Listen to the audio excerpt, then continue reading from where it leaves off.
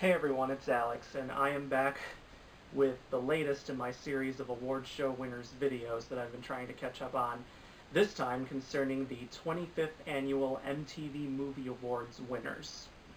Now, as I explained in my nominations video, where I also revealed my personal choices, I had wanted to film a video of myself actually voting for the awards, but my camera's battery at the time was dead and I wouldn't have had time to recharge it and vote in time, because that was on the last day of voting, and by the time that the polls closed, my camera's battery wouldn't have been fully charged and I wouldn't have been able to make the video.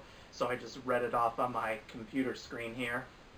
So, and as I said in that video, I was not going to watch the MTV Movie Awards because I've watched them a few times, and frankly I didn't like the experience. I thought the winners were always terrible because that was when Twilight won everything every year, and I just felt that the audience was extremely obnoxious. I know it's not a serious award show like the Golden Globes or the Oscars, but even still, you would want an audience to at least behave themselves and not just act all wild and crazy and scream every single minute. Ugh, it just got so annoying. And now I know Twilight can't win awards anymore, but still, the MTV Movie Awards, they're not always known for having the best quality of awards in terms of nominees. I know they're not meant to be like the Oscars, but that doesn't mean you can't just pick nominees that were popular at the box office but not popular with critics.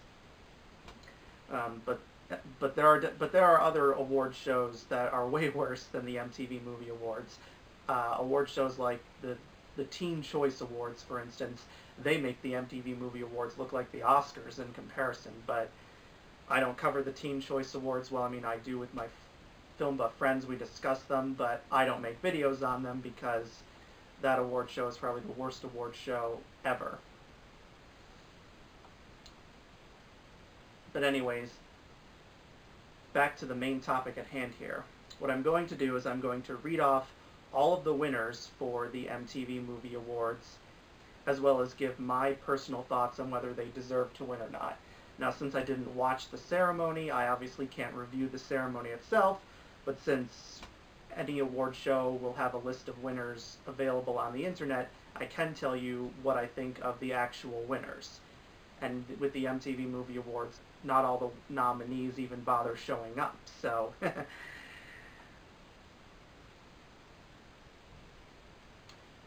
anyways, here we go. The 25th Annual MTV Movie Awards winners. Movie of the Year, Star Wars Episode 7, The Force Awakens.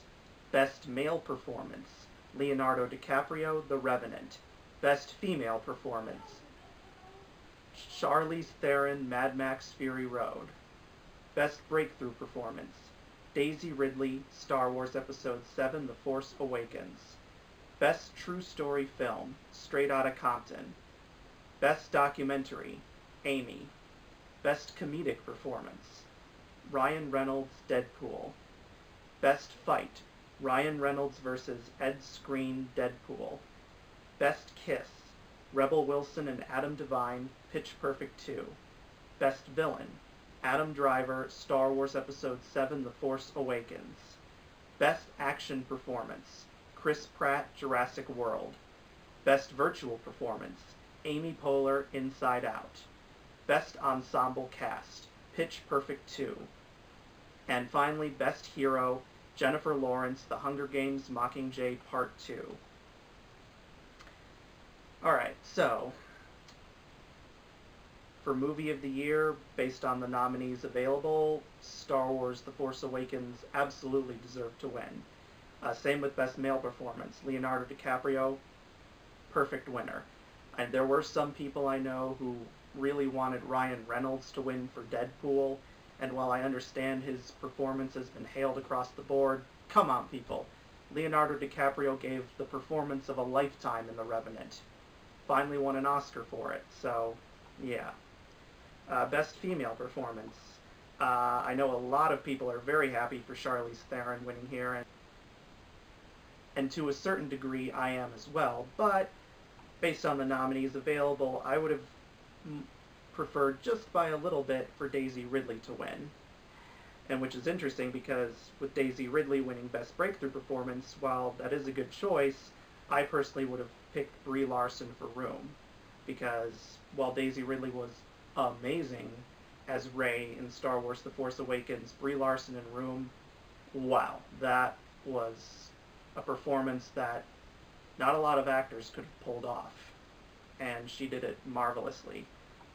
Best True Story Film, I still haven't seen Straight Outta Compton, unfortunately. I plan on renting it sometime from my local library. But I've heard nothing but great things about it, and even though I'm not a big fan of rap, I still want to see it. I do like music biopics, even if I don't like the genre of music it's exploring. For instance, I'm not a big fan of country music, but I absolutely love the movie Walk the Line. You know, the Johnny Cash biopic starring Joaquin Phoenix and Reese Witherspoon. Love, love, love that movie. I would have personally liked to see The Revenant win for Best True Story Film. Best Documentary, Amy undoubtedly deserved to win this. That was a fantastic documentary, and a very sad one too, because it really goes in depth into just how Amy Winehouse's life was destroyed by the demons that she dealt with, from alcoholism, drug abuse, and just being surrounded by a very bad group of people. Just absolutely tragic. Best Comedic Performance, I have not yet seen Deadpool because while I don't hate superhero movies, I'm not pumped to always go see them. I'm not like, yeah, I gotta go see every superhero movie, woo! I mean, like I said, I don't hate superhero movies, but since I didn't really grow up reading comic books, I don't feel the need to always go out and see them. I have seen some that I've really loved. I've really loved the Sam Raimi Spider-Man movies. I really love Christopher Nolan's Dark Knight trilogy. But I'm more of a historical drama kind of guy. That's my favorite genre of film. So personally, from that, I would have liked to have seen Amy Schumer win for Trainwreck. Best Fight. Now, I did not see this coming at all with Ryan Reynolds and Ed Skrein. I honestly thought Adam Driver and Daisy Ridley would easily win this, or even Leonardo DiCaprio and the Bear from The Revenant, because that scene was just talked about endlessly. But man, those Deadpool fans sure love that movie. Best Kiss.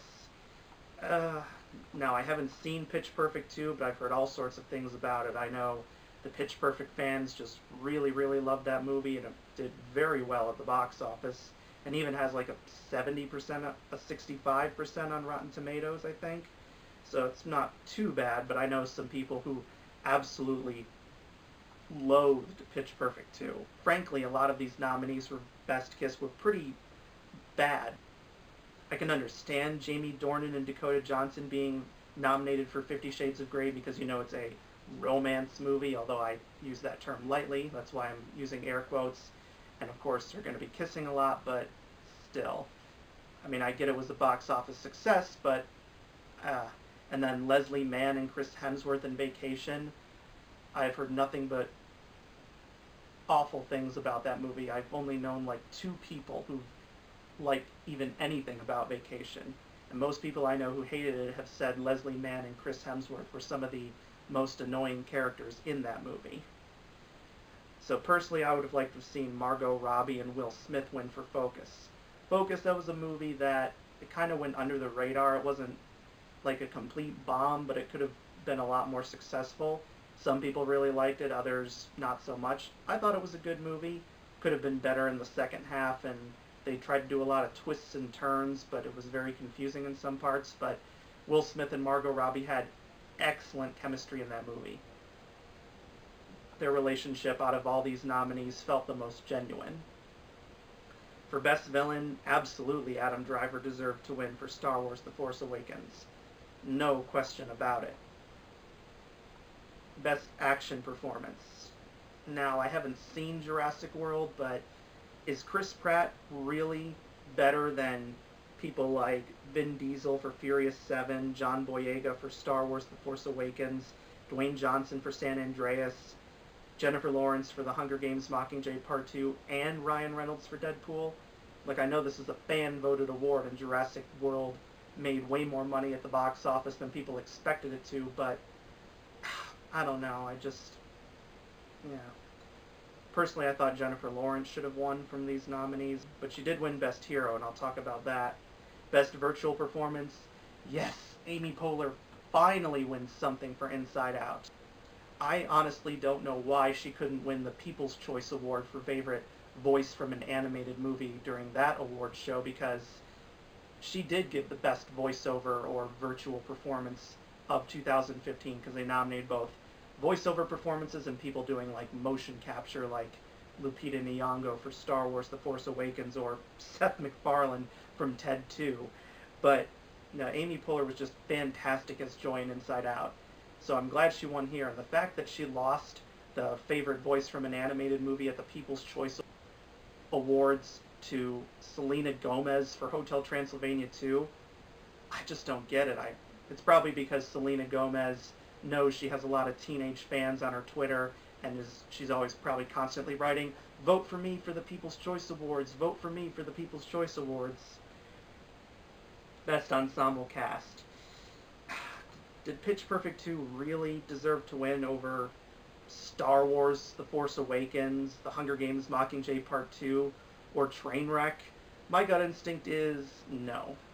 I would have given it to Star Wars The Force Awakens, because you had a perfect blend of the classic characters from the old trilogy of the 70s and 80s, as well as the cast of brand new characters being introduced for the first time. And then Best Hero.